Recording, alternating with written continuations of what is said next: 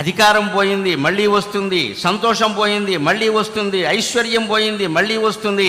అంతేకాదు ప్రాణం పోయింది మళ్ళీ జన్మ వస్తుంది. కంగారు పడద్దు, ప్రతిదీ వస్తుంది, ప్రతిదీ వస్తుంది. కాలం నిచ్చెన లాంటిది కాదు, కాలం చక్రం లాంటిది. చక్రం పోయినవి మళ్ళీ వస్తూ ఉంటాయి, వచ్చినవి మళ్ళీ వెళ్ళిపోతూ ఉంటాయి. జాగ్రత్తగా ఉండాలి. ఇందాక మనం సంవత్సరాల పేర్లు చెప్పుకున్నప్పుడు అదే విశేషాన్ని చెప్పుకున్నాం ప్రత్యేకంగా.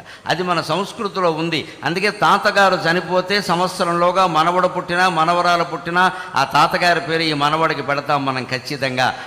ఆ మామగారు కూడా ఉండి మా పెనిమిటి వాడిని ఎవరు ఏమి అనడానికి వీలు లేదు అంటుంది. అంటే తాతగారు ఎక్కడికి పోలేదు, మళ్ళీ మనవడైన ఇంట్లో పుట్టాడయ్యా అని చెప్పడం. ఇప్పుడు కొత్త కొత్త పేర్లన్నీ పెడుతున్నారు, కానీ పూర్వం అమ్మమ్మ పేరు, తాతయ్య పేరు, మా అమ్మ పేరే పెట్టేవారు.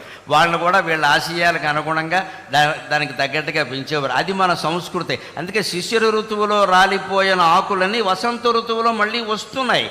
పోయిన చైత్రమాసం మళ్ళీ వచ్చింది, పోయిన శుక్లపక్షం మళ్ళీ వచ్చింది, పోయిన పున్నమి మళ్ళీ వచ్చింది, పోయిన తిథులన్నీ మళ్ళీ వస్తున్నాయి, పోయిన నక్షత్రాలన్నీ మళ్ళీ వస్తున్నాయి. నీకు పోయింది అనుకుంటున్న సంతోషం కూడా మళ్ళీ వస్తుంది ఖచ్చితంగా. ఈ ఆశావాదమే ఉగాది, ఆశావాదమే ఉగాది.